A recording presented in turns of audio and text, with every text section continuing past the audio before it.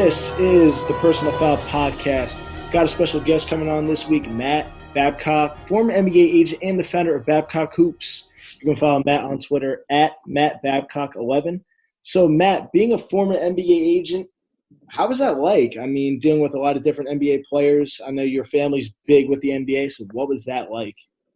Yeah, first, thanks for having me on the show. To answer your question, I mean, it's it's a loaded question. The agency business is pretty crazy. It's dramatic in so many different ways. And I grew up on the basketball side of things and kind of fell into the agency business, and it was just it was a roller coaster of a career. And but I'm glad I did it. Learned a lot. Kind of got to get a different angle of basketball, and just really enjoyed my time doing that. But happy doing what I'm doing now, to be honest with you. Yeah, it definitely, I bet it's a lot smoother now not being involved with all the crazy business with the NBA, especially the way that players are more speaking now out loud about things and a lot more interesting things going on with players like Joel Embiid actually a few nights ago going out on social media, actually posting a picture with the same quote that Jimmy Butler used when he was getting his way out of Minnesota. So, and there was a lot of chit chat with him and Jimmy. So what's your take on that? I know we kind of messaged about it a little bit. So what do you think was going on there with Philly? Yeah, they're not doing as well as they had hoped, or everybody thought they would.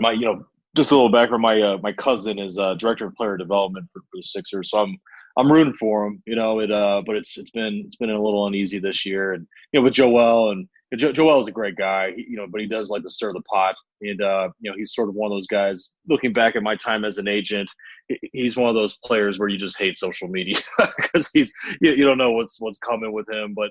Hopefully they get together. I mean, they've got a ton of talent, and they're not as high in the standings as you'd like, but they do have talent, and they're going to get in the playoffs. And I don't know if I'd want to face them in the first round because if it starts clicking, they could do some damage. Yeah, you saw that last night with them beating the Los Angeles Clippers. And I'm right now interning at 97.3 ESPN, which is a South Jersey station, pretty much with the Sixers. And we were talking about it yesterday.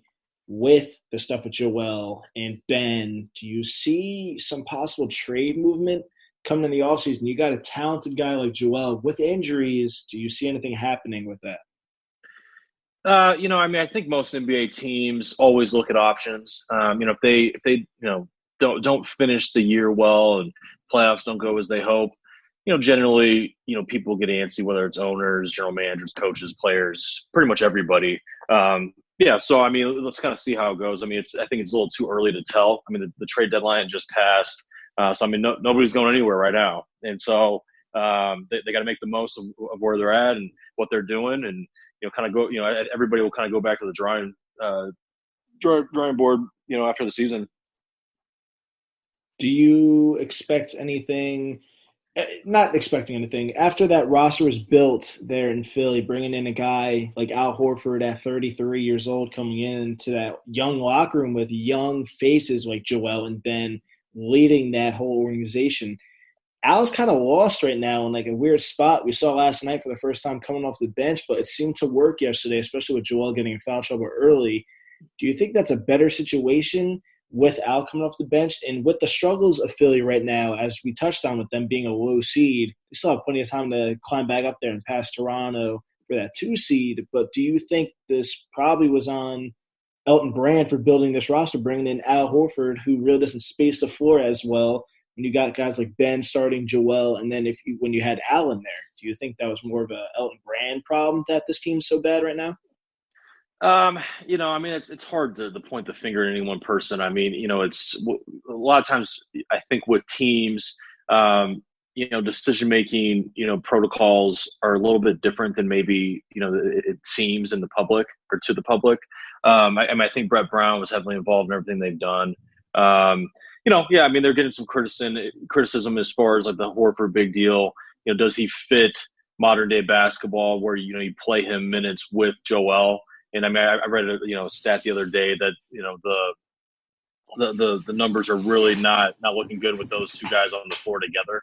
I think that's a big part of it. Is Horford?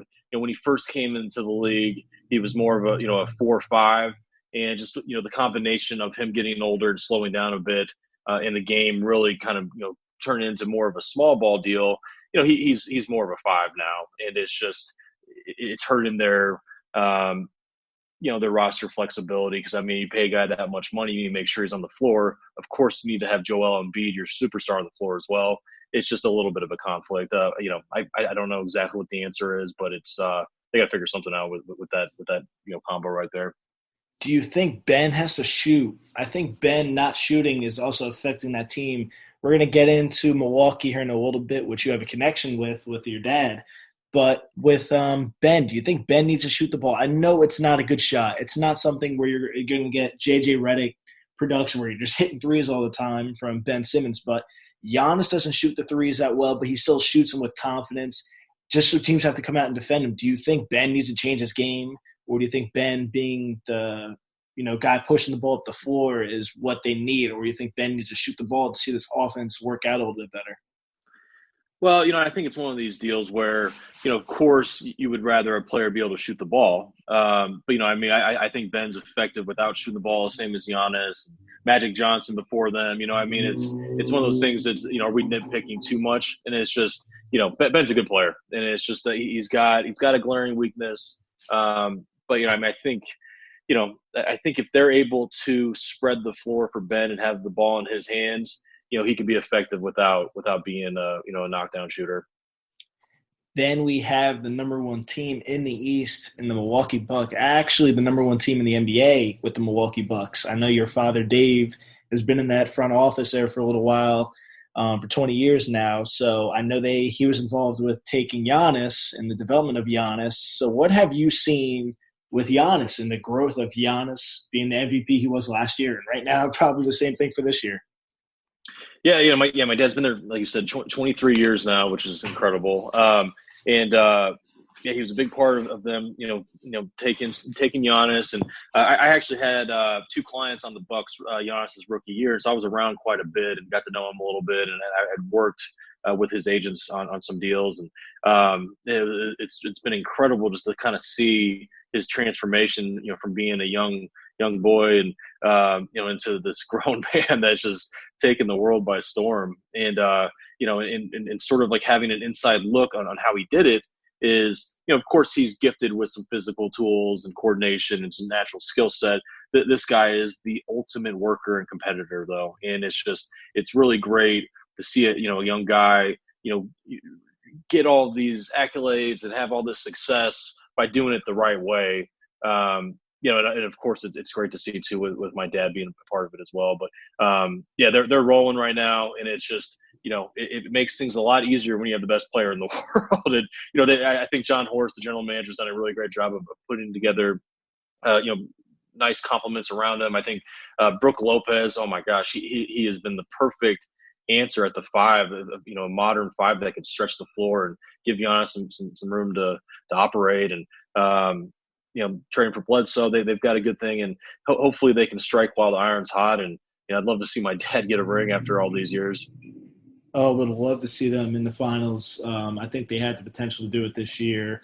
And as you touched on, bringing over Brook Lopez as a huge stretch five to that team coming from the Lakers. I think the Lakers actually regret, clearly not now with Anthony Davis, but regret not having him last year on that roster, who has been fantastic for Milwaukee. And as you touched on, bringing in an Eric Bledsoe, re-signing Chris Middleton, it's very tough when you're in a market like Milwaukee to have the talent like they have on this roster and what they put around Giannis, and it's just incredible to watch. Yeah, for sure. I mean, the smaller market teams, I mean, generally you need to build organically through the draft. I mean, Chris Middleton, what was it when they made that trade? He wasn't even the focal point of the trade. He's just really developed properly. And so you kind of need a little bit of luck on guys developing, and you just need to draft well, and so they've done that. And, they hit it big with Giannis, and that's the name of the game. It's a star-driven league, and they've got one. Yes, it is a star-driven league. And with Giannis, I know he's going to be touching the market here very soon. I know your father would love to keep Giannis there. Is there any word around Milwaukee what Giannis is going to be doing here? If you have any insight, if Giannis is going to be staying or leaving, or what's going on with Giannis, if you have anything. Well, I mean, of course, everybody wants him to stay. I mean, that goes without saying, right? But, just kind of knowing him, knowing his agents, he doesn't seem like the kind of guy that will just look to stir the pot just for the heck of it. So I mean, if everything's rolling like it is now, I would be surprised to see him leave. Like, what else do you want? I mean, they're the best team in the league. They got a brand new building. They've got owners that are willing to do what it takes to win. It would be hard to see a kid like this leave. And I mean, everybody looks at the LeBron deal, him leaving Cleveland twice, but he got frustrated with the team that was put together. Milwaukee's not struggling right now. I mean, they're only lost 7 games this year. It doesn't get much better than that. And so, of course, they need to perform in the playoffs. Hopefully, they do. And this is just all moot point. Also, I don't think Giannis is that big like personality like a LeBron James. I think Giannis is fine staying in this nice little small market in Milwaukee with as you touched on, with the success they're having right now, where LeBron did not have that success when he was in Cleveland. He was carrying a very, very bad roster. They put something around Giannis this time.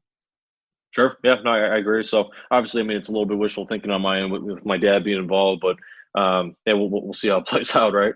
Of course, of course. But now we're going to hop into the Western Conference, which is a very, very interesting Western Conference. I like to call it the Wild, Wild West. But you got some interesting things going on there. The Lakers, stayed put at the deadline, and a lot of teams that were up in the West made some moves, like the Clippers getting Marcus Morris.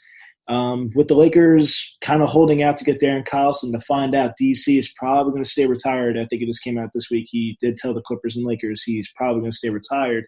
Do you think the Lakers made a mistake not making a move at the deadline, or do you think they have the pieces around them right now to, make a run in the playoffs? Well, I mean, it's sort of one of these things where could you do more? Yeah, every general manager, every coach, feels that way. The fact of the matter is sort of what we touched on with Giannis and Milwaukee. It's a star-driven league, and if Anthony Davis and LeBron are healthy, they have a chance to win every single game they ever play. And so, of course, they want their team would be better with some more depth. But I mean, they have what it takes to get it done. I think. I would love to see the Bucks face the Lakers in the finals, and it's a little ironic. I wrote a series of stories about growing up as a Buck. With my dad working for the Bucks, and in 2001, it was the last team the Bucks went to the Eastern Conference Finals. Ray Allen, Glenn Robinson, Sam Cassell, and I was all set to go to LA if they had made the finals when they were going to play Shaq and Kobe, and they lost Iverson in Game 7, and I'd love to see them go to LA this time for the finals, and I could actually go after 20 years.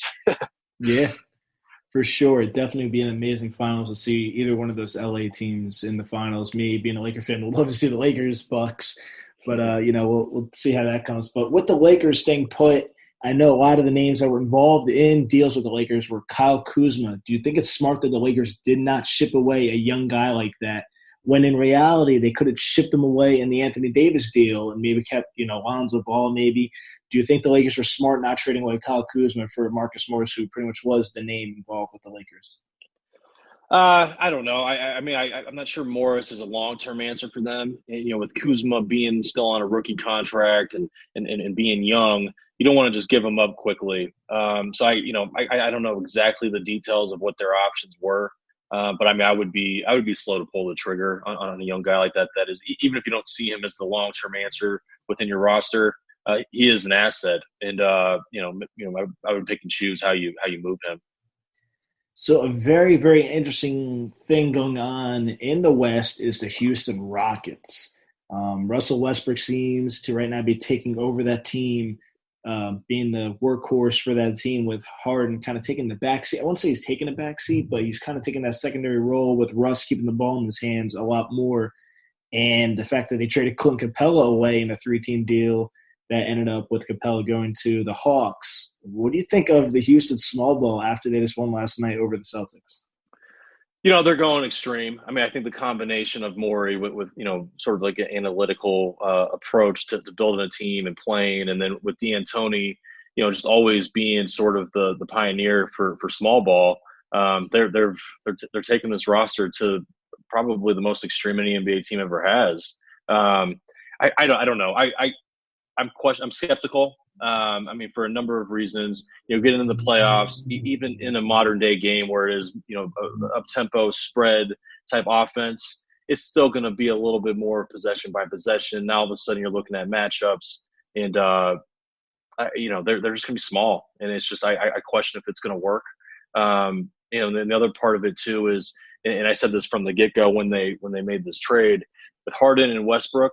Those are two ball dominant guys, and is there too many cooks in the kitchen? I mean, you come in the playoffs and the heat's on.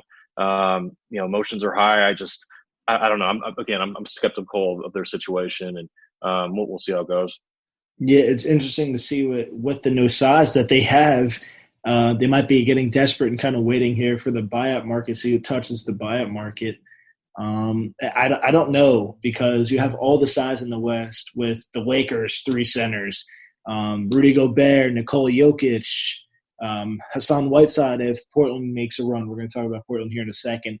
But I just don't see it working. There's so much size in the West, and if you're not hitting shots, they are going to get waxed off the floor, I think, in the playoffs. Yeah, you might be right. That we'll see. I mean, it's like you said that there's some pretty big guys that are effective in the West, and yeah, no, I question it, and I'm a little bit more old school. I still see there being some value with having some size and guys that can be physical and dominate the boards, rim protection. Of course, you need guys that can move their feet and keep up with everybody. But I still think that position is necessary. Where I mean, they're essentially playing PJ Tucker, who's an undersized power forward, if not an undersized small forward, playing the five, and it's just it's pretty aggressive. It is indeed, and the size does matter. And you're seeing it with the Lakers with the three bigs with Anthony Davis, Dwight Howard, and JaVale McGee. The amount of bodies they can get on the glass and block shots, you just don't even want to go to the rim with those guys in there. Right. But then we got a little interesting thing going on here in the bottom of the conference in the West with Ja Morant in the Memphis Grizzlies holding on there, and you got the Pelicans getting Zion healthy, and then you got the really, really hot, scorching hot Damian Lillard and the Portland Trailblazers. What do you think coming out of the bottom here with the 8 seed? I really like Portland, but at the same time, you got to like what's going on in New Orleans. I think they got something good going. They got a very, very fair trade back with the young pieces of Brandon Ingram, Josh Hart, and Lonzo Ball. So what do you think about – let's touch on the Pelicans first. What do you like what the Pelicans are doing right now? Oh, I love. I mean, they hit it big with getting that pick, obviously, and getting Zion back healthy now. I mean, if they had him healthy from the get go, I mean, who knows where they'd be right now? I mean, they might be there, towards the mid or even top of the West. So the future's bright with them. I don't know if it's too little, too late. Whereas I believe they're like 5 games back, and that is quite a bit of ground to cover, and with little time left. But we'll see it. They're excited. I'm like everybody else. I'm tracking them pretty closely and just sort of watching the Zion show, which is a lot of fun. And and then with the other 2 teams you mentioned with Portland and Memphis, I mean, I'm a Damian Lillard fan. I don't know how you can be a basketball guy and not be. That guy is just such a stud, and he's been playing his butt off.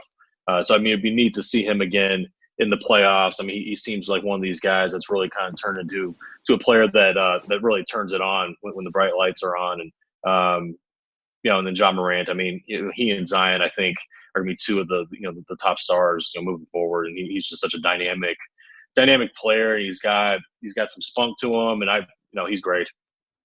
He's a stud, and as you touched on with Dame, I mean, I think he's right up there right now in the MVP conversation. What he's doing, clearly, his team isn't in the playoffs right now, as they're 3 games behind Ja Morant and Jaren Jackson Jr. and those young Memphis Grizzlies, who were a little fired up after that deadline with Andre Iguodala not playing with them all season. And, they were running their mouths a little bit there with Ja Morant and Dylan Brooks, who just got extended. It's definitely fun to watch what's going on in the West with the young teams. We didn't even touch on Dallas yet. Luka Doncic, oh, my Lord, another young, talented player like a Giannis. What is your take this year with Luka Doncic? I know he's been hurt, a little banged up this season, but Luka Doncic is something else. No, he's incredible. I mean, again, just add another name to these young guys that are going to be sort of the next wave of stars, and Luka might be at the top there, with Giannis, and great player. I mean, he's really he's almost like the modern version of Larry Bird. He's just got like a sixth sense, and he just makes plays. And he's playing chess, and everybody else is playing checkers. And I mean, he's carrying that team, and they really don't have that great of a roster. Obviously, Porzingis is on there, but other than that, like I don't see there being a ton of long term building blocks for them on that roster. So I mean, he's carrying a team, pretty much by himself, which is incredible. For sure, he is carrying that roster, especially with him and Porzingis battling, injuries this season. They're right now the seventh seed. And then the surprise, probably out of all the teams in the Western Conference, the Oklahoma City Thunder right now are a sixth seed in the West, which is the loaded conference for sure with the West. I just had a Thunder guy on last week. What is your take on the Thunder? I mean, this is absolutely incredible. A team that should have been in the lottery going into the season, and here they are right now in the sixth seed with Shai Gilgeous-Alexander and Chris Paul having a fantastic season. Yeah, I mean, first of all, I mean, hats off to Billy Donovan. That guy could just flat out coach. So I've got a lot of respect for him, and his attention to detail is really shown with how this team's executing day in day out. And Chris Paul, I mean, he's having a great year. I mean, I think they're using him right, and his leadership skills. I mean, he's the general of the army there, and and I think the development of Shai Gilgeous-Alexander has really helped them be more competitive than they probably even had thought. I mean, Oklahoma City is in an interesting spot because they're effective right now, but they're kind of doing a rebuild and being good at the same time. It's sort of interesting to see. It hasn't happened like that a whole lot with teams. Yeah, they have a ton of first-round picks coming up here in the next few drafts, loaded with those trades with Houston and the Clippers. I know we talked about Houston already, so the next team up on the Western Conference is the Utah Jazz. They've been kind of quiet this season, starting to get it going as of late as they're creeping back up into the upper portion of the Western Conference. What do you like what's going on with Utah? Yeah, to be honest, I haven't watched them a whole lot this year. I know they're having a good year, and Donovan Mitchell is just a stud. I think he's going to be a star in the league for years, and kind of reminds me of Dwayne Wade a little bit, and then with Gobert, I mean, sort of what we talked about before is you got all these people saying that the big man's a dying breed. I mean, Rudy Gobert is a giant, and he's one of the best players in the league. So it's just, hey, there still is a place for these guys. They just have to be slightly more mobile than they used to be. But I mean, Gobert's not an offensive, a huge offensive threat. He's just a big guy that's mobile and plays hard. And he's killing it there. The combination of those two guys, like I think the Jazz are going to be relevant for a while. Yeah, they made a very nice trade this offseason, bringing in Mike Conley from Memphis. Look at Memphis going from one great point guard to the next with John Morant. But Mike Conley's starting to figure it out. He started off the season really, really slow and not Mike Conley-like. But he's starting to figure it out now. Now we go on to the next team here in the West in the Los Angeles Clippers. They look very, very good with Kawhi and Paul George there. And they got a nice little roster built around those guys with Lou Williams, Montrezl Harrell, Marcus Morris coming in. They got some nice pieces there. What's your take on the Clippers? Yeah, so what we talked about the Lakers and the Bucks. I mean, it's a star-driven league, and you got star power there. I mean, Kawhi Leonard's arguably one of the top guys in the league, and I mean he's a big-time player, and he's having a big-time year. And then his Robin is Paul George, which isn't bad, And so just with those two guys alone, I mean, it gives you a chance to win every game. And then they've got a nice crew around them. I mean, I think they're kind of chippy. They got a nice little swagger to them. I mean, you got Montrezl Harrell and Patrick Beverly, and you got some shooters, Lou Williams and Shamit, and they've got a good team. I mean, I don't think they have a ton of depth, but I mean, they could easily make a run. They also don't have a lot of size. Do you think that's going to have any effect going into the playoffs? I know they have Montrezl Harrell in there. Ivica Zubac, former Laker. Do you think that's going to have any effect, especially if they end up with those teams at the end with Utah, Denver, Lakers? There's a lot of size there with those four teams. Yeah, no, it could be an issue. I mean, it's but they've got a good team, and I mean, we'll see. I mean, I think it's certain matchups could give them some headaches, but I mean, Montrezl Harrell, he's not that tall. That kid is just so physical and tough, and makes up for it pretty good. So I mean, I think that guy plays a lot bigger than he actually is. But yeah, you're right. I mean, their lack of size could be somewhat of an issue. The next team up here in the West, the Denver Nuggets. Nikola Jokic. There's really nothing more to say there. Just the Joker, and Denver plays very, very good at home. 21-6 at home right now this season. Jamal Murray having a nice, solid campaign. Gary Harris. What's your take on Denver? Yeah, I mean, Jokic is a big time player. I mean, for a guy his size, I mean, he just he's like a point center. It's nuts. And then with their roster, I mean, pretty much as opposed to a lot of these teams we've talked about, I think they actually have great depth. Well-rounded roster. They can depend on a lot of different guys. Yeah, I mean, they're good. They're really good, and I mean, they're right there with that upper echelon of teams that could make a run when playoff time starts. So to wrap up this show, what do you think ends up happening here in the Western Conference? You got Memphis, Dallas, and OKC with the 6, 7, 8, and then you got Portland, New Orleans, San Antonio. Do you think Memphis holds on to that 8 spot, or do you think Portland closes it out with the way Dame and CJ are starting to play? And you got to figure Nurkic is coming back soon for Portland. Sure. Yeah. My bet would be I could see Portland making up those few games. I mean, Dame's just been playing so well, and like I said, if Nurkic comes back and he's even close to what he's capable of, I mean, they're a pretty dang good team with some experience. Yeah, I would put my money on Portland, even though they're a few games behind right now. So who do you think at the end of it comes down to the NBA Finals for both sides here? Yeah, I think to be Lakers Bucks. I think those are clearly the top 2 teams. I mean the West is competitive though. I mean I think the Nuggets, Clippers. I mean they could give the Lakers a run for their money. In the East, I think the Bucks are pretty clear cut the top team. Obviously I have some bias there, but I don't think it's nearly as competitive as the West. So I mean I would hope the Bucks could get through the East. I don't want to say fairly easily, but I'm hopeful that they can get through the East. For sure. If you want to give your Babcock Hoops description for the fans here where I know it's an NBA page where they can interact, but just want to hear more from you on what the page entails.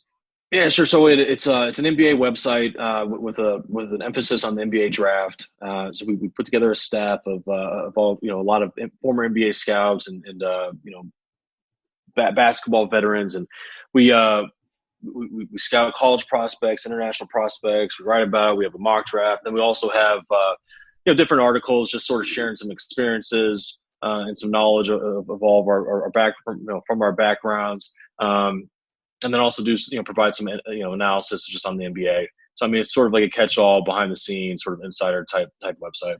So if you love the basketball world, the NBA, this is your place to get your information from.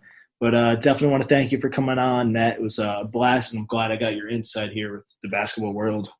No, of course. Yeah, thanks for having me, and feel free to invite me back. I'd be happy to come on and chat about hoops anytime.